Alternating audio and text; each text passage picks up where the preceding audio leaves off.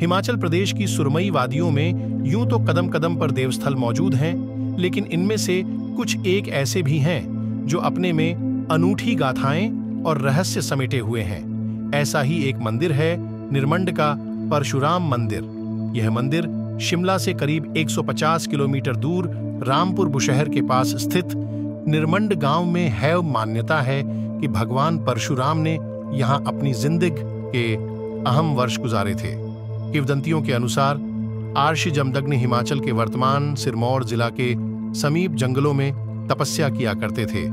उनकी पत्नी और परशुराम की माता रेणुका भी आश्रम में उनके साथ रहती थीं। आर्षि जमदग्नि को नित्य पूजा के लिए यमुना के जल की जरूरत होती थी। यह जिम्मेदारी रेणुका पर थी। रेणुका अपने तपोबल रोज ताजा रेत का घड़ा बनाकर उसे सांप के कुंडल पर धरकर आश्रम लाया करती थीं।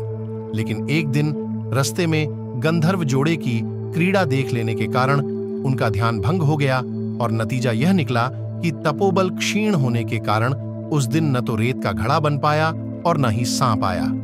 इस कारण जमदग्नि की पूजा में विघ्न आ गया। आर्षि इससे होने के कारण चारों तरफ से बंद था और आने जाने के लिए एक ही मुख्य द्वार था।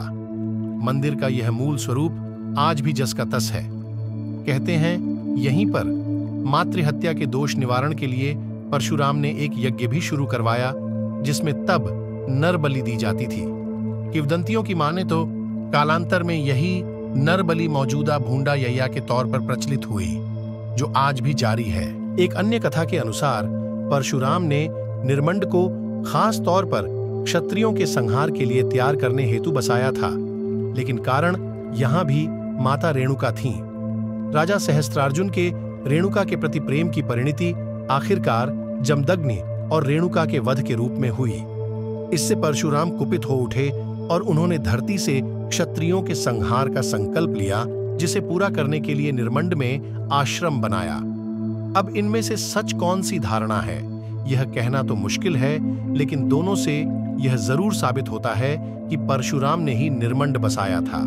यही कारण है कि दूसरे तमाम देवों के मंदिर होने के बावजूद निरमंड में आज भी परशुराम को ही मुख्य देव माना जाता है। परशुराम जी का मंदिर गांत के तीनों तीन स्थित है। परशुराम जी का मंदिर गांव के बीचों बीच स्थित। हाँ, और खास बात यह कि आप गांव के किसी भी रास्ते पर चल दें, परशुराम मंदिर जरूर पहुंचेंगे। परशुराम मंदिर की मूलतः लकड़ी की बनी हुई है, जिस पर प्राचीन काष्ठकला उकेरी हुई है। मुख्य द्वार आज भी एक ही है। मंदिर के गर्भगृह में भगवान परशुराम जी की 3 मुंहों वाली मूर्ति स्थापित है। यह मूर्ति कश्मीर रियासत की तत्कालीन महारानी अग्रतला ने स्थापित करवाई थी। कहा जाता है कि इसके मुख्य मुख के माथे पर तीसरी आंख के रूप AFT भी जड्डा हुआ था। इसके अलावा यहीं पर परशुराम जी के तीनों मुंहों के लिए चांदी का मुखौटा भी हुआ करता था, जो बाद में चोरी हो गया था। हालांकि आज भी यहाँ के भंडार में समुद्रसेन के काल का स्वर्ण पात्र मौजूद है। इसके अलावा देवी के आभूषण भी हैं। इन्हें भूंडा यज्ञ के मौके पर जनता के दर्शनार्थ रखा जाता है। बाकी के समय यह ताले में बंद रहते हैं। मंदिर के प्रांगण में सदियों पुराने शिलालेख और प्रस्तर की प्राचीन प्रतिमाएं भी हैं, जो तत्कालीन भव्यता को सहज ही बयान करती हैं। परशुराम मंदिर की देखरेख हालांकि एक समिति करती है, लेकिन इसे देखकर सहज ही अंदाजा लगाया जा सकता है कि यह स्थानीय समिति के बस का रोग नहीं है और इसके लिए व्यापक स्तर पर सरकारी प्रयासों की जरूरत है।